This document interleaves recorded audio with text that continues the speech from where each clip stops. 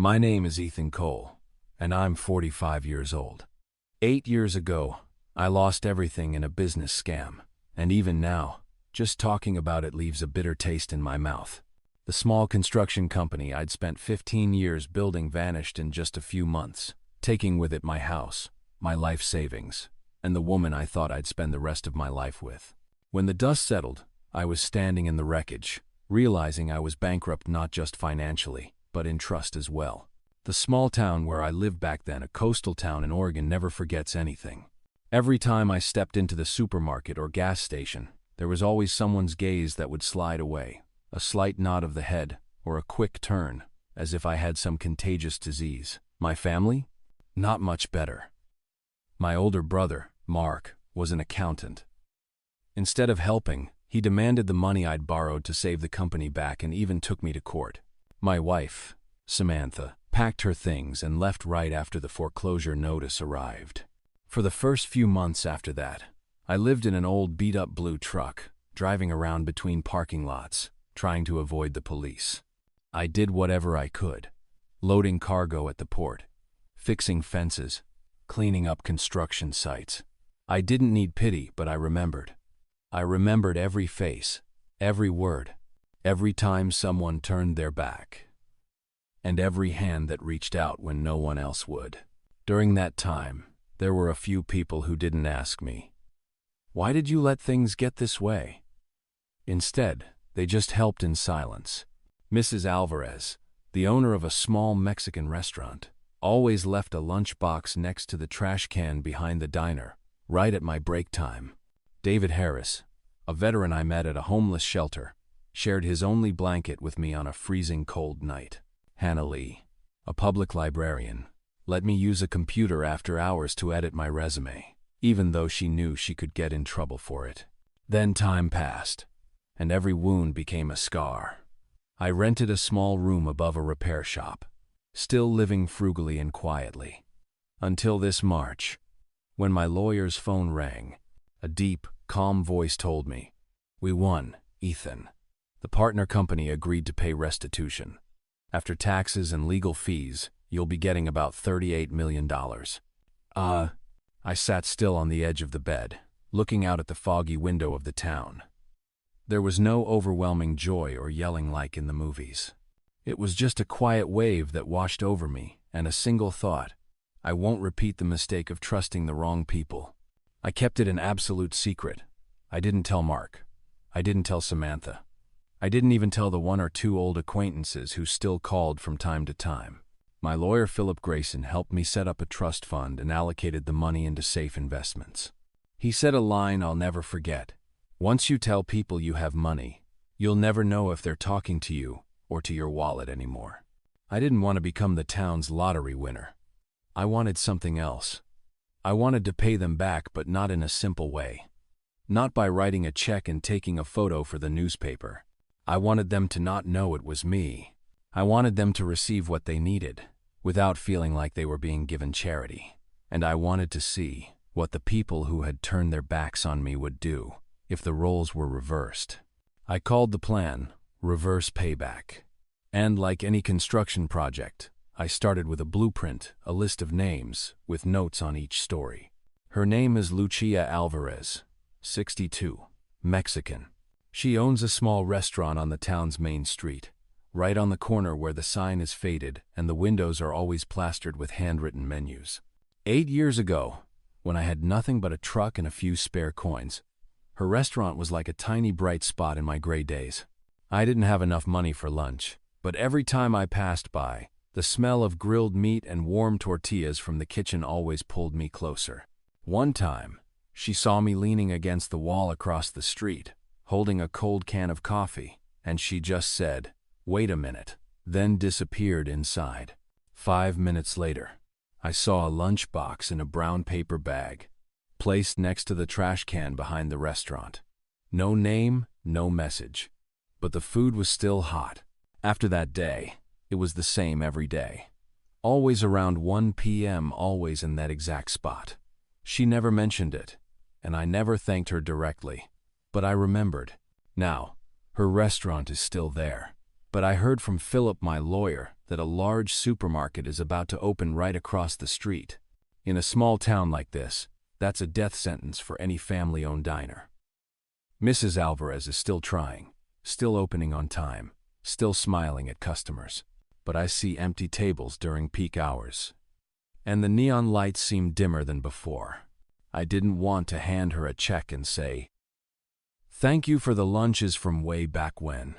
That would make her uncomfortable, maybe even hurt her pride. I wanted to do it differently. I met with a real estate agent. I trusted Karen Doyle and was direct. "I want to buy the building at 212 Main Street. Immediately. And I want the tenant to continue being the restaurant owner there, with a symbolic rent." Karen raised an eyebrow, but nodded. A week later, the deal was done. I became the new owner, but all the lease papers were still under the real estate company's name. The day I dropped by the diner, it was raining lightly. Mrs. Alvarez was wiping the counter, her gray hair in a neat bun, her reading glasses perched low on her nose. She recognized me because this town isn't big and smiled a greeting. "I heard this building changed hands," I said, pretending to be casual. "Are you okay?" She shrugged. "The new owner is good. They lowered my rent. Said they wanted to keep the old local shops. I don't know why, but..." She paused, her gaze softening, then she smiled. "But sometimes God sends the right person when you need them."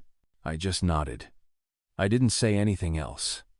I just ordered a plate of beef tacos and ate slowly, listening to the sound of rain on the corrugated roof. When I left the restaurant, she handed me a brown paper bag. "Take this home for dinner, so you don't have to cook." That sentence, that voice, that smell of hot food, it was exactly like it was 8 years ago. And this time, I just said, "Thank you, Mrs. Alvarez." Nothing more. Because some things, when you say them out loud, lose their beauty. I met David Harris in the second winter after I lost everything. At the time, I was staying at a homeless shelter near the Central bus station. That shelter wasn't like the romanticized images of warm havens people see on television. It was noisy. The smell of damp mixed with watered-down soup and cigarette smoke. The blankets were threadbare, and everyone's eyes were always on their meager belongings. David slept on the bunk below mine. He was a veteran, a former Marine who served in Iraq.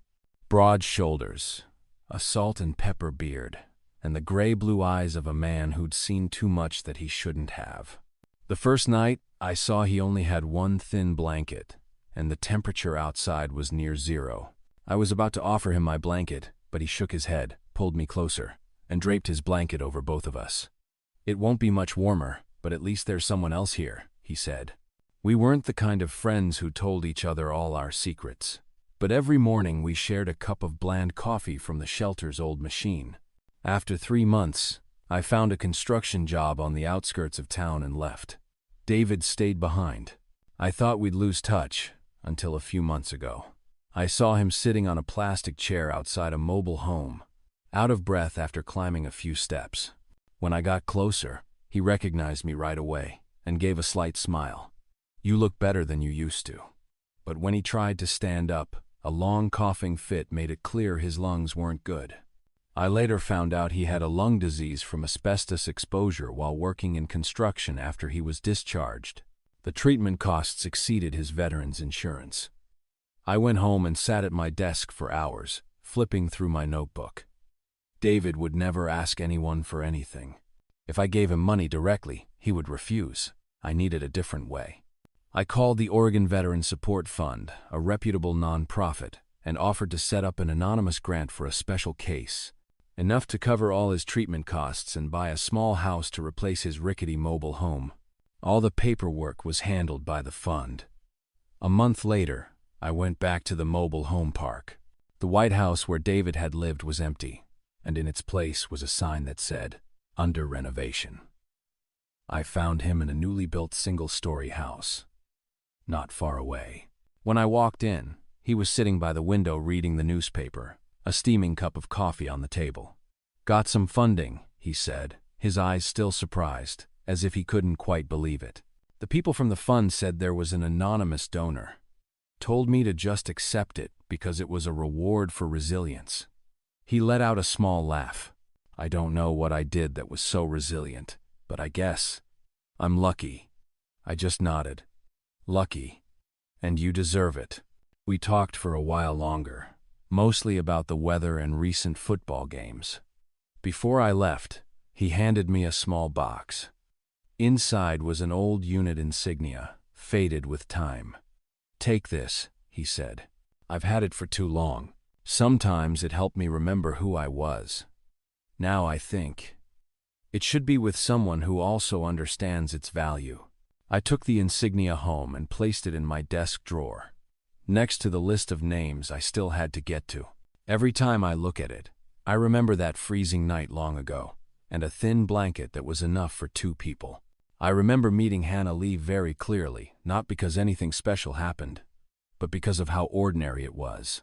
It was a Tuesday afternoon, drizzling, and I walked into the public library just to find a warm, dry place. I was looking for a job, and my resume needed to be edited quickly if I wanted to make it in time for a round of hiring in Salem. The problem was that the library shut down the public computers at 6 p.m., and I couldn't afford to rent time at an internet cafe or buy a new laptop. As I sat there, staring blankly at the screen that said, "Time expired," Hannah, the librarian, walked over. She was a Korean American, in her late 20s or early 30s, with her black hair tied back neatly and wearing thin-rimmed glasses. She said softly, "Do you need more time?" "I can.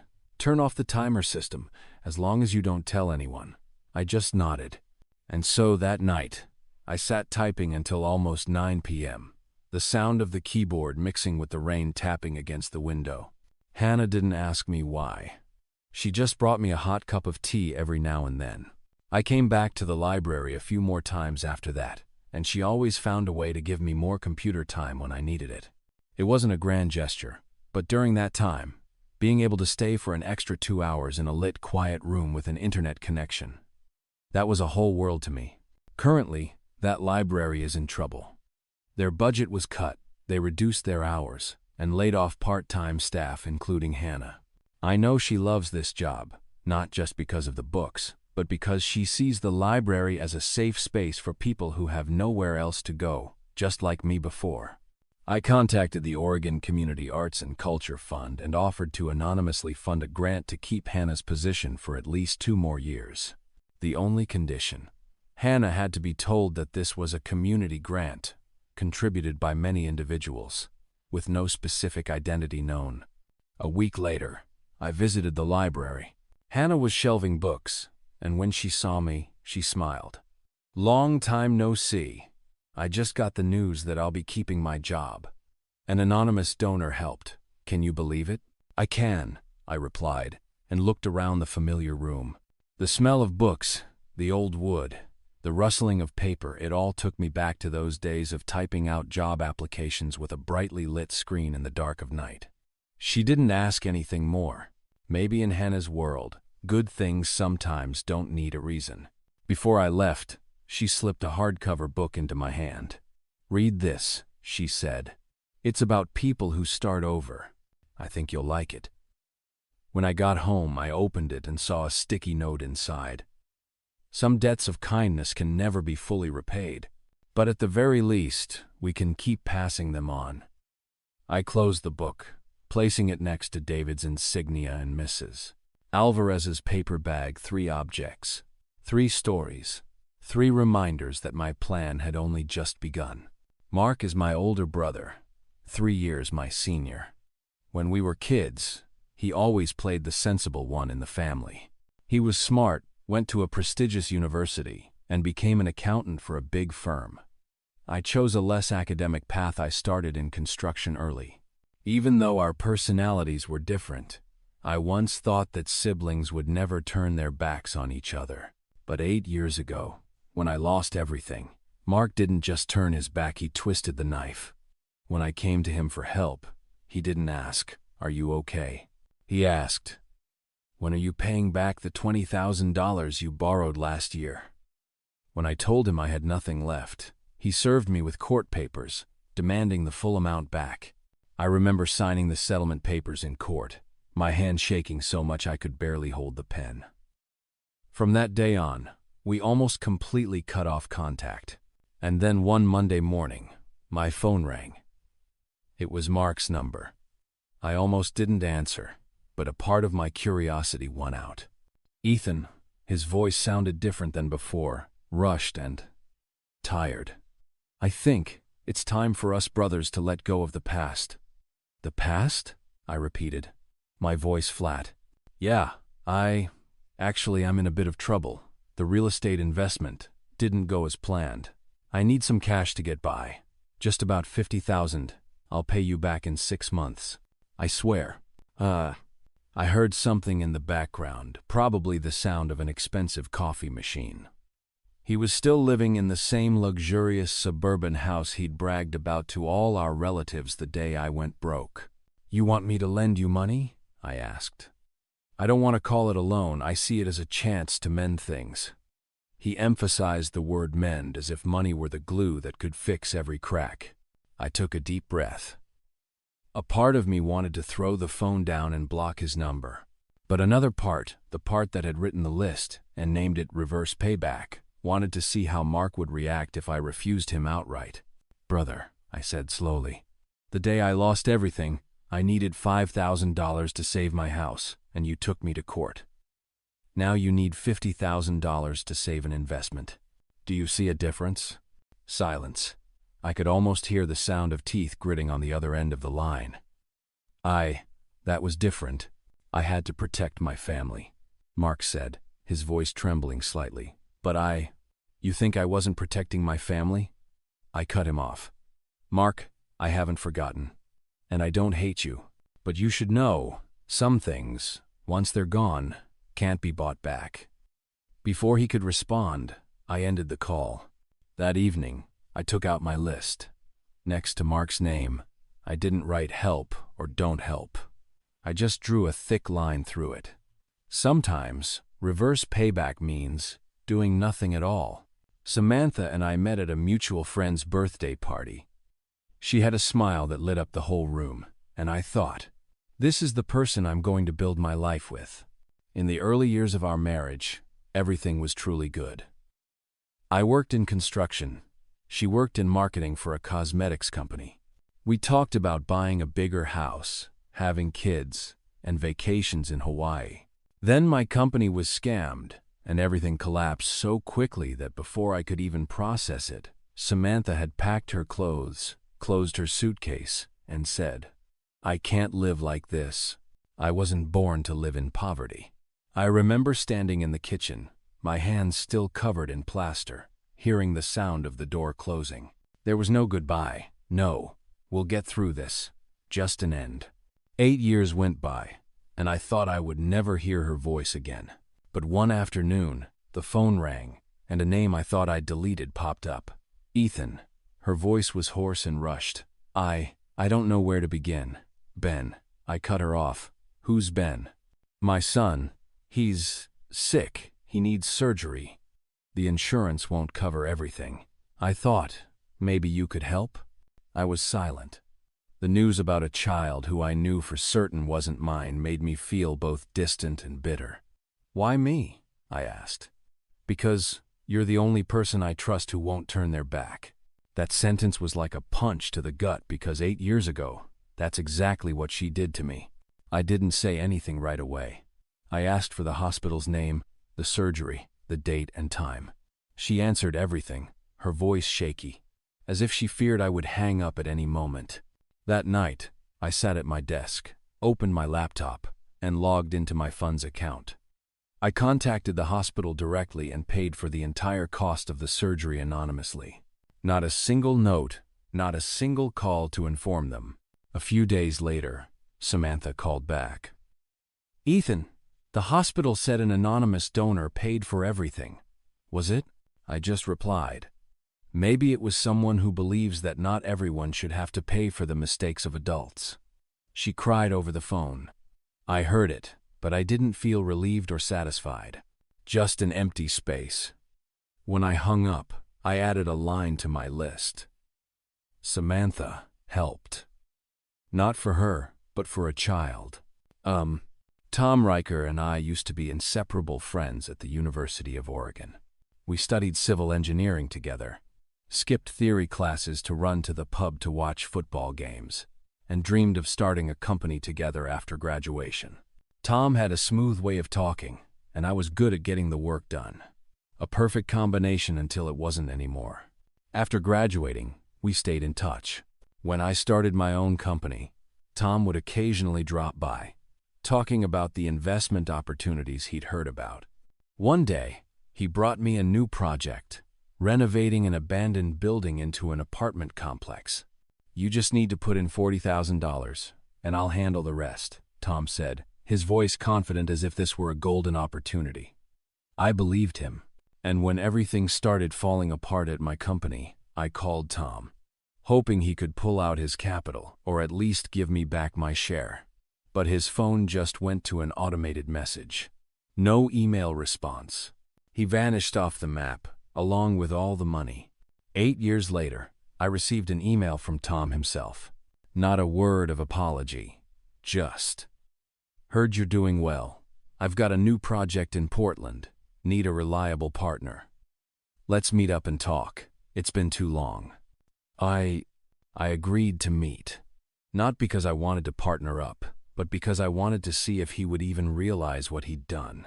We sat at a hipster cafe, raw wooden tables, lattes with leaf art on the foam. Tom looked older, his hair was graying, but he still had that easy, likable smile.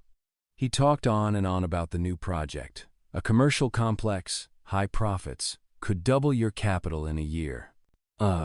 When he paused to sip his coffee, I asked him directly, "What about the apartment project from back then? The one where you took my $40,000 and disappeared?" Tom gave a forced laugh. "Oh, that old thing. I lost money too, you know. And besides, back then I didn't know how to make you understand." I understood very well. I cut him off. "You went silent, took the money, and left." He looked at me, his smile slowly fading. "Ethan, I'm talking about the future. We can—" "My future," I said, "doesn't have a place for old people like you." I stood up, left money to pay for both coffees, and walked out. That night, I opened my list. Next to Tom Riker's name, I wrote, "Didn't help. The lesson has already been paid for." I closed the notebook, feeling like I was closing a door that had been old and rotten for a long time. I still thought my plan would play out perfectly, each person, each story, each debt of kindness repaid in its own way and then fade into silence. No one would know. No one would have to say thank you directly. But secrets, like water, always find a way to leak. It started with Mark. Maybe he couldn't stand my refusal, or maybe he heard something from another source. Either way, a few weeks later, I heard a rumor spreading through town. Ethan Cole has money. A lot of money. Not the doing well financially kind of money, but the secret inheritance, or hit the lottery and is hiding it kind. The rumor snaked its way through Miss Alvarez's diner, passed by the library where Hannah worked, and even reached David. I noticed their eyes changed not with suspicion, but with confusion. No one asked me outright, but the silence before and after each conversation was longer than usual. Then one afternoon, Hannah came to find me. She didn't beat around the bush. "Ethan, was it? Were you the one who paid for me to keep my job?" I was silent. She looked at me for a long time, then shook her head and smiled. "You don't have to answer. But you should know. The rumor is spreading fast. Not everyone will keep their mouth shut like I will." The next day, I saw Mark standing on the Main Street corner, talking to a group of people. He saw me, and gave me a faint smile, the kind of smile a person gives when they know they're holding a small knife and think it's enough of a threat. That evening, I sat in my office, the yellow desk lamp shining on my list notebook. I realized what I had been trying to avoid. Once the secret got out, reverse payback would no longer be a silent plan. It would turn into a public negotiation: who deserved it, who didn't, and why. I didn't want that. I didn't want acts of kindness to become transactions. So, I called my lawyer. "Philip," I said, "we need to end the plan sooner than planned, within a month, and I want the rest to vanish from everyone's sight. Philip didn't ask why. Maybe he had seen this coming for a long time. Within a month, I crossed off almost all the remaining names on the list. Some were helped in a way they would never know: college tuition paid for David's daughter, a bank loan paid off for Mrs. Alvarez, a summer study trip for Hannah. No one asked, and I didn't say anything. Then there was Mark. I didn't intend to give him another chance to borrow money, but I also didn't want to end it with an awkward silence. So I called him out to a cafe near my house. He arrived in a neat suit, still with the confident stride of a man who believes he has the upper hand. "I heard you cleared your list," he said, not bothering to hide the sarcasm. "But it looks like you forgot someone." "Oh, I didn't forget," I replied. "I just chose not to put you on it." He frowned. "Because of the $20,000 thing?" "Ethan, that was business. Brother or not, I had to protect myself." I looked him straight in the eyes. "Exactly. And today, I'm also protecting myself. Not from the money you want, but from the cycle of thinking that money can fix everything." He was silent. Maybe for the first time in years. He couldn't find a sharp answer. We sat like that for a few minutes. Then I stood up and placed an envelope on the table. "This is the money I owed you, plus interest. So from now on, we don't owe each other anything anymore." He looked at the envelope, then at me. He didn't take it. I didn't press him. I just turned and walked out. Outside, the wind from the river was cold. I turned down the street by the library, where Hannah was shelving books. I passed by Mrs. Alvarez's restaurant and saw her laughing with customers. I walked by David's house, and the light was still on in the window. When I got home, I opened the notebook one last time. All the names had been crossed out. On the last page, I wrote, "Some kindnesses were repaid. Some were left behind. And some shouldn't be touched anymore." I closed the notebook and put it in my drawer, along with David's insignia, Mrs. Alvarez's paper bag, and the book Hannah gave me. 3 objects, 3 stories, 3 reminders. Then I turned off the light, walked out onto the porch, and looked at the long road stretching ahead of me. No more list, no more plan. Just an open space, waiting to be filled with something else. I don't know what that is yet, but this time I'll let it find me, instead of me chasing it.